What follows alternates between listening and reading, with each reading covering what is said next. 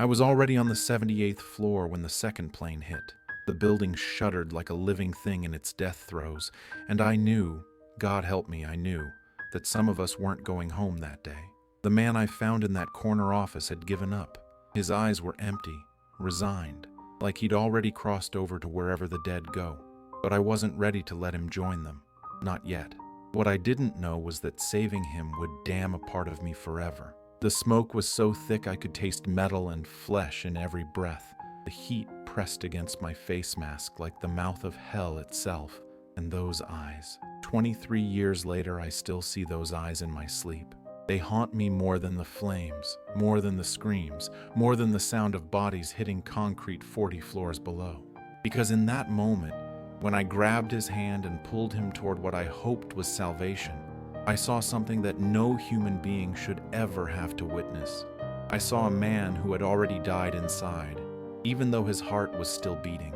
Some stories demand to be told, not because they're easy to hear, but because forgetting them would be a sin against everyone who didn't make it home. This is one of those stories. If you've ever wondered what it really means to run toward death while everyone else runs away, if you've ever questioned whether one person's life can change everything, then I need you to listen.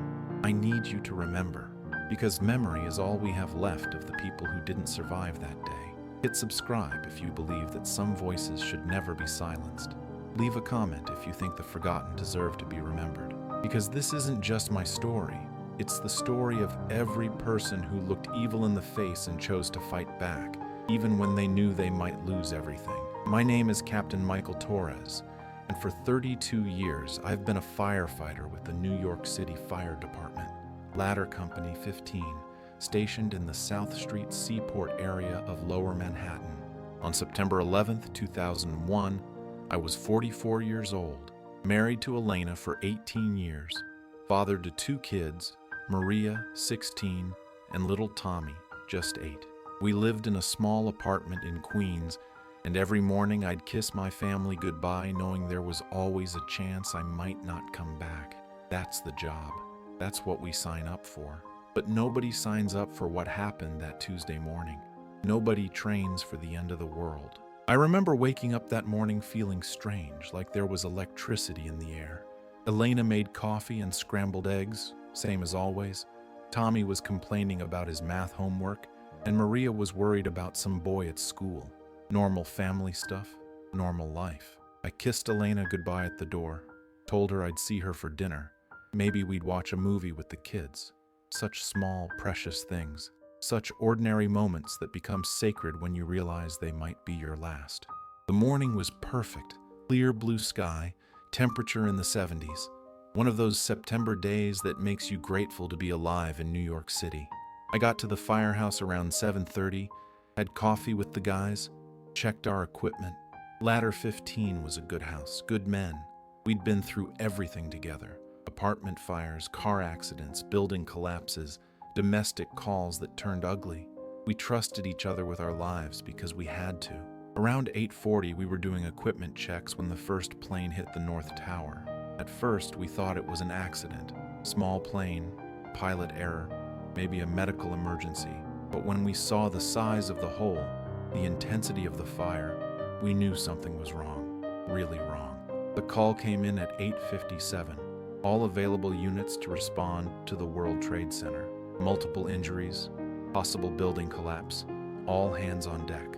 I remember looking at Lieutenant Rodriguez and seeing something in his face I'd never seen before. Fear. Not the normal fear that keeps you sharp, keeps you alive. This was different. This was the fear of a man who knows he's about to walk into history. We loaded up the truck and raced through the streets of Manhattan. People were standing on sidewalks, looking up at the towers, pointing, crying, praying. The smoke was visible from miles away, a black column rising into that perfect blue sky like a prayer in reverse. The radio was chaos. Dispatchers calling for more units, reports of people jumping, requests for medical personnel that we all knew wouldn't be enough. When we got to the scene, it was like stepping into hell. The North Tower was burning from the impact zone up, flames and smoke pouring out of the building like blood from a wound. Papers were falling like snow, office documents and photographs floating down from the sky. And then we heard the sounds that still wake me up in the middle of the night, bodies hitting the concrete, people who chose to jump rather than burn. Each impact was like thunder, like the world cracking apart one person at a time. We tried not to look up. We tried to focus on our job, on the people we might be able to save, but you can't unhear something like that. It gets inside you and stays there. Chief Palmer was directing operations, setting up a command post, trying to make sense of the chaos. The plan was to evacuate the buildings floor by floor, starting from the bottom and working our way up. Standard operating procedure, except there was nothing standard about any of this. The elevators weren't working. The stairwells were packed with people trying to get out, and somewhere above us, hundreds of people were trapped. At 9:03, while we were setting up our equipment, the second plane hit the south tower. I was facing away from the building, talking to Rodriguez about our approach, when the world exploded behind me. The sound was like nothing I'd ever heard. Not just the impact, but the sound of a building screaming, metal twisting, glass shattering, concrete crumbling, all mixed together into one terrible roar. I turned around and saw the fireball erupting from the south side of the building, maybe 70 floors up.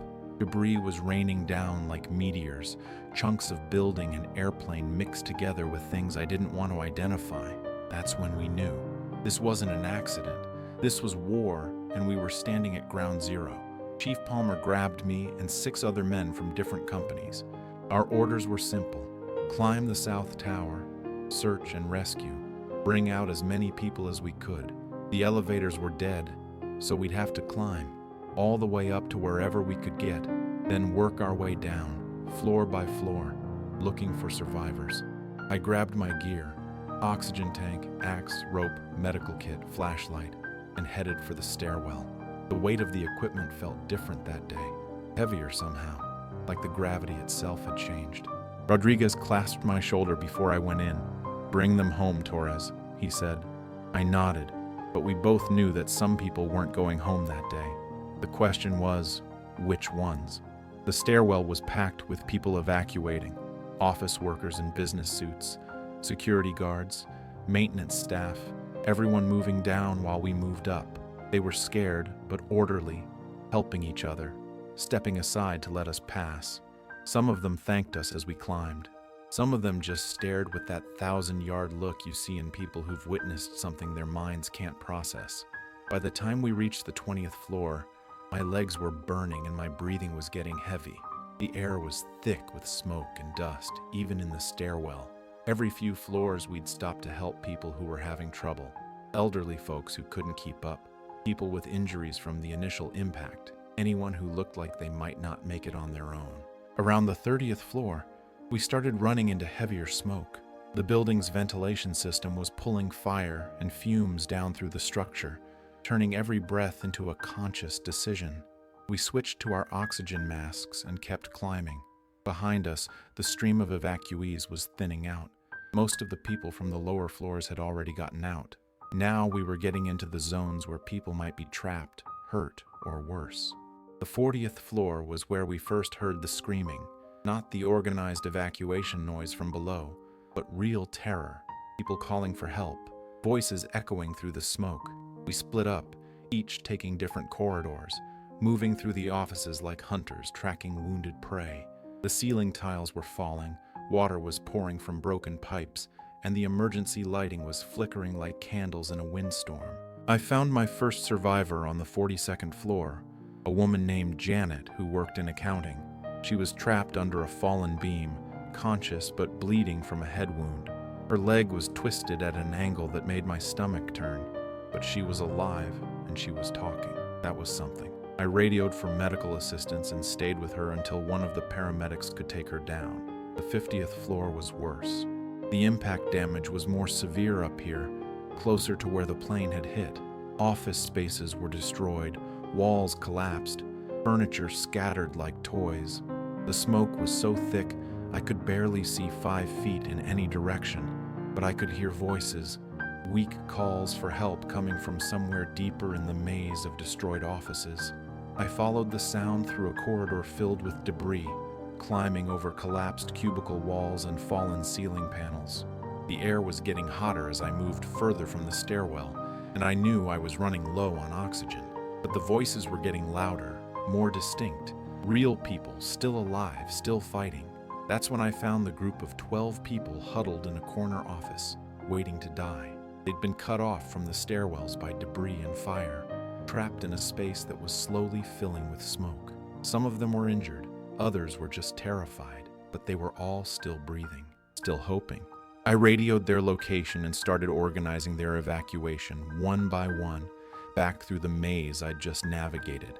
Getting 12 people down 50 flights of stairs while carrying injured civilians and running out of oxygen. That's not heroism. That's just math. Cold, brutal math where every second counts and every decision determines who lives and who dies. We made it work because we had to, because the alternative was unthinkable. By the time I got back to the stairwell after the evacuation, I was running on fumes. My oxygen tank was nearly empty. My legs felt like jelly, and the heat was becoming unbearable even with my protective gear. But I could hear Chief Palmer's voice on the radio reporting from somewhere up above. There were still people up there, still lives to be saved. I switched to a fresh oxygen tank and kept climbing. 60th floor, 65th, 70. The building was groaning around me now. Metal stress sounds that made me think of wounded animals. Water was cascading down the stairwells from broken pipes and sprinkler systems. The emergency lighting was mostly dead, leaving me with just my flashlight to navigate by. The 75th floor was a disaster zone. The plane had hit somewhere around the 78th floor, and the damage was radiating outward like ripples in a pond. Ceiling panels hung loose, electrical cables sparked in pools of water, and the air was so hot it was like breathing inside an oven. But I could still hear that voice, faint, almost lost in the chaos, but definitely human. I followed the sound through a maze of destroyed offices, past overturned desks and shattered windows that opened onto a 75-story drop. The voice was coming from a corner office, beyond a section of corridor that was partially blocked by fallen debris. I had to crawl through a gap between a collapsed beam and a tilted filing cabinet, squeezing my equipment through ahead of me. That's where I found him, the last man. He was sitting in a corner behind an overturned desk, back against the wall, staring out through a broken window at the city below. Maybe 40 years old, wearing a navy blue suit that was torn and covered with dust. His face was streaked with soot and blood from a cut on his forehead, but his eyes were what stopped me cold. They were empty, not unconscious, not in shock, but empty in a way that told me he'd already made his peace with dying. He'd given up, completely, totally given up. When he looked at me, there was no relief, no hope, no gratitude, just a kind of sad recognition, like he was sorry I'd wasted my time climbing all those stairs for nothing. "You need to come with me," I said, moving toward him. "We need to get out of here now." He shook his head slowly, never taking his eyes off mine. "No point," he said. His voice was calm, resigned, like he was declining an invitation to dinner. "It's over. Look around you. This whole building is coming down." I knelt down next to him, close enough to see the tears cutting tracks through the dust on his face. "What's your name?" "David," he said. "David Kellerman. I worked in risk management." He almost smiled at that. Ironic, right? "David, I'm Captain Torres with the FDNY. I'm here to get you out, but we need to move right now." He looked back toward the broken window. "My wife died 6 months ago," he said. "Cancer. We didn't have kids, no family left. Nobody's waiting for me down there." He met my eyes again. Maybe this is how it's supposed to end. I'd seen this before in other situations. People who'd decided to give up, who'd accepted death as easier than fighting. Usually you could talk them through it, find something to hold on to, some reason to keep going. But David was different. He wasn't making an emotional decision. He'd done the math, weighed his options, and chosen surrender. "David, listen to me," I said, grabbing his arm. "I don't care if nobody's waiting for you. I'm waiting for you. Right now, in this moment, your life matters to me. And if we don't leave in the next 60 seconds, we're both going to die in this office." For a moment, something flickered in his eyes. Not hope, exactly, but maybe curiosity. like he was wondering what kind of man climbs 75 flights of stairs to save a stranger who doesn't want to be saved. "Why?" he asked. "Why does it matter to you?" The building groaned around us, a sound like the world cracking apart. Through the broken window, I could see smoke and flames pouring out of the floors above us. We were running out of time. "Because that's the job," I said. "Because every life is worth saving. Because if I leave you here, I'll carry you with me for the rest of my life, and I've already got enough ghosts." He stared at me for a long moment, then slowly nodded. "Okay," he said. "Okay." Getting David to his feet was like lifting a dead man. His legs were weak, either from sitting in that position for so long or from shock, and he leaned heavily on me as we made our way back through the destroyed office space. He didn't talk, didn't complain, just followed my lead like a man walking to his execution. The journey back to the stairwell was a nightmare. The building was shaking more violently now, and I could hear sounds from above that made my blood run cold. Metal tearing, concrete crumbling, the groaning of a structure that was reaching the end of its endurance. My radio was crackling with emergency calls, reports of people still trapped, requests for evacuation that we all knew weren't going to be answered in time. When we reached the stairwell, it was mostly empty. The stream of evacuees had slowed to a trickle, just a few stragglers and emergency personnel moving through the smoke-filled shaft. David and I joined the procession downward, one step at a time, counting floors as we descended toward what we hoped was safety. Around the 50th floor, David grabbed my arm. "Wait," he said. "Stop." I turned to look at him. His face was pale, sweat streaming down his cheeks, but his eyes had changed. There was something alive in them now, something I hadn't seen in that corner office. "Thank you," he said, "for not leaving me." I nodded, not trusting myself to speak. We kept moving. The 40th floor, the 30th, the 20th. With each floor we passed, the smoke got a little thinner, the air a little cooler, the sounds of chaos a little more distant, but I could feel the building swaying beneath us, movement that shouldn't exist in a structure that massive. We were in a race against physics, against engineering, against time itself. At the 10th floor, we heard the sound that every firefighter dreads, the low, rumbling groan of structural collapse beginning somewhere high above us. The building shuddered, paused, then shuddered again, like a giant taking its last breath. "Run," I said to David. "Now." We ran down those last 10 flights like our lives depended on it, which they did. My legs were screaming, my lungs were burning, and David was stumbling beside me, but we kept moving. Behind us, the sound was getting louder, closer, like thunder rolling down from heaven. We burst out of the stairwell and into the lobby just as the first rumbles of total collapse began echoing through the building. The lobby was chaos. Emergency personnel shouting orders, civilians running for the exits, debris falling from the ceiling like deadly rain.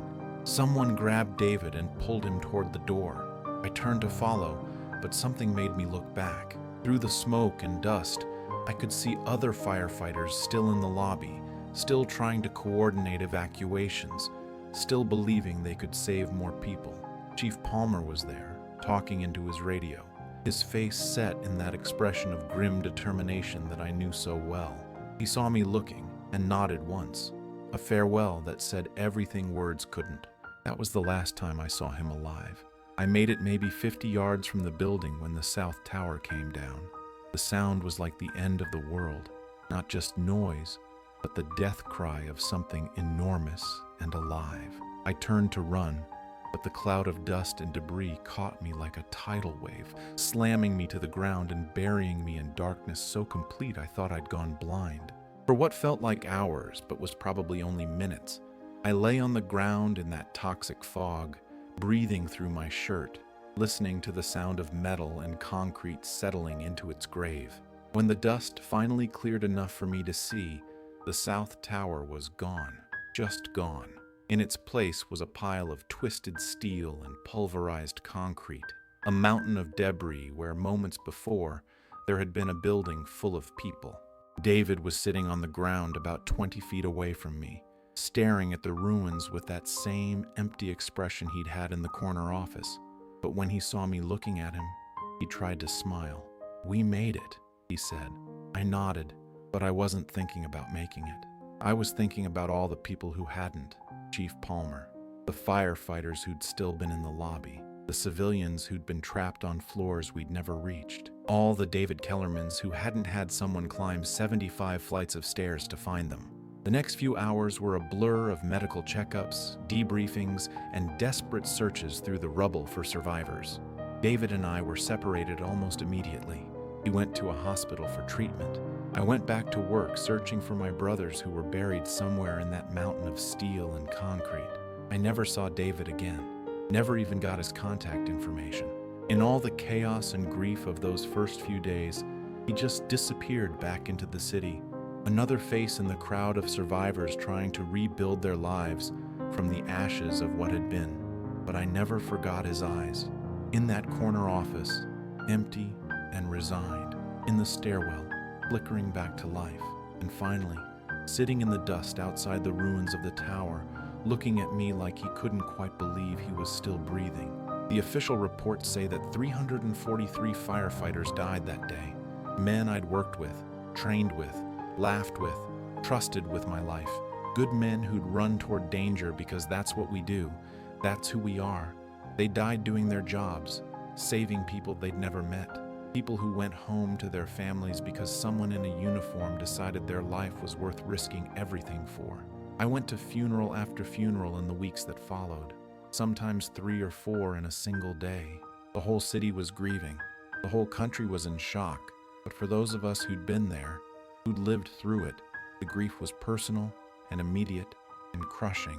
Every time I closed my eyes, I saw Chief Palmer's face in that lobby. Every time I heard a siren, I thought about the guys who weren't coming back to the firehouse. Elena and the kids were incredible through all of it. They understood that something had changed in me, something fundamental and permanent. The man who came home from Ground Zero wasn't the same man who'd left for work that Tuesday morning. I was quieter, more distant, haunted by images and sounds and smells that wouldn't leave me alone. The nightmares started about a month later, not just about the planes and the fire and the collapse, but about David. In the dreams, I'd find him in that corner office, but when I tried to get him to leave, he'd just shake his head and point toward the window. Too late, he'd say. We waited too long, and then the building would start to fall, and I'd wake up screaming. I saw therapists, took medication, tried everything the department offered to help firefighters deal with PTSD. Some of it helped, most of it didn't. The real healing came from understanding that what I'd experienced wasn't something you get over, it's something you learn to carry. I retired from the fire department in 2015 after 32 years of service. Elena and I moved to a small town in upstate New York, where the pace is slower and the skyline doesn't include towering reminders of what we lost. Tommy's a teacher now, married with kids of his own. Maria became a nurse, says she wanted to help people the way her dad did. But I still think about David Kellerman. I think about him every September 11th, every time I see a tall building, every time I hear about firefighters dying in the line of duty. I think about what it meant that he'd given up, and what it meant that he decided to fight for life one more time. I've looked for him over the years, searched online, asked around, even hired a private investigator once. But David Kellerman seems to have vanished as completely as the towers themselves. Maybe he changed his name, started over somewhere else. Maybe he didn't want to be found. Or maybe the cancer got him eventually, and he's resting in peace somewhere with his wife. I hope he's alive. I hope he found something worth living for after that day. I hope he got married again, had kids, built a life that justified all the stairs we climbed together. Because if he didn't, if saving him was just postponing the inevitable, then what was the point of any of it? The truth is, I don't know if David Kellerman is alive or dead. I don't know if the people I helped evacuate from those lower floors went on to live full, happy lives. I don't know if any of the decisions I made that day actually mattered in the long run, but I know this. In that corner office, when David had given up and was ready to die, someone showed up. Someone climbed 75 flights of stairs and told him his life mattered. Someone refused to accept that it was over, even when all the evidence suggested it was. That's what firefighters do. That's what police officers do. That's what paramedics and soldiers and anyone who runs toward danger does. We show up when people have given up hope. We tell them their life matters. And sometimes, if we're lucky, they believe us. I can't save everyone. Nobody can. But I saved David Kellerman on September 11th, 2001, and for whatever time he had left, whether it was days or decades, he was alive because someone decided he was worth saving. The ghosts of that day will be with me forever. Chief Palmer, the firefighters who didn't make it out, the civilians who jumped rather than burn, the sound of bodies hitting concrete, the taste of smoke and death in the air. These things don't go away. They become part of who you are. But David's eyes in that stairwell, the moment when something flickered back to life, when he decided to trust a stranger and take one more chance on tomorrow, that's with me too. And on the days when the ghosts are too heavy to carry, when the nightmares are too vivid to ignore, I remember that moment. I remember that sometimes showing up is enough. Sometimes refusing to give up is enough. Sometimes telling someone their life matters is enough. The towers fell. Good people died. The world changed forever. But David Kellerman walked out of that building because someone believed he was worth saving. And maybe that's the only victory any of us can hope for in the end. The chance to look someone in the eye when they've given up hope and tell them to keep fighting, because every life is worth fighting for. Every person deserves someone who won't give up on them. And every story, no matter how dark, no matter how painful, deserves to be remembered. Some memories fade with time, softened by distance and the mercy of forgetting. But this one, the empty eyes that came back to life, the stairs we climbed together, the moment when one man decided another man's life was worth risking everything for, this one burns as bright today as it did 23 years ago. This story isn't just about heroism or tragedy or the worst day in American history. It's about the choice we all face every day. Do we give up when things get impossible? Or do we keep climbing? Do we accept that some people are beyond saving? Or do we show up anyway? Do we let the darkness win? Or do we keep fighting for the light? David Kellerman taught me that sometimes the bravest thing you can do is let someone save you. That giving up isn't always the easy choice. Sometimes it's the hardest one. And that hope isn't something you find inside yourself. Sometimes it's something someone else gives you, like a gift you didn't know you needed. I don't know where David is now. I don't know if he's happy, if he found love again, if he built something beautiful from the ashes of that terrible day. But I know that somewhere in this world, there's a man who was supposed to die in a corner office on the 75th floor of the South Tower, and he's alive because a firefighter decided his life mattered. That has to count for something. That has to mean something. And as long as people remember this story, as long as they understand what it cost and what it meant, then maybe all those stairs we climbed together weren't for nothing. Some voices should never be silenced. Some stories should never be forgotten. And some people, no matter how lost they seem, no matter how ready they are to give up, deserve to have someone show up and tell them they're worth saving. Remember the people who didn't come home that day. Remember the heroes who ran toward danger. Remember the choices that defined us in our darkest hour. But also remember David Kellerman and the moment when giving up became holding on, when death became life, when despair became hope. Remember that sometimes showing up is everything. Sometimes refusing to accept the unacceptable is what makes us human. And sometimes the most important thing you can do is climb 75 flights of stairs to tell a stranger that their life matters. Because it does matter. Every single life matters. And every story, especially the ones that hurt to tell, deserves to be heard. Subscribe if you believe that memory is sacred. Comment if you think the forgotten deserve to be remembered. Share this story if you understand that some truths are too important to let die.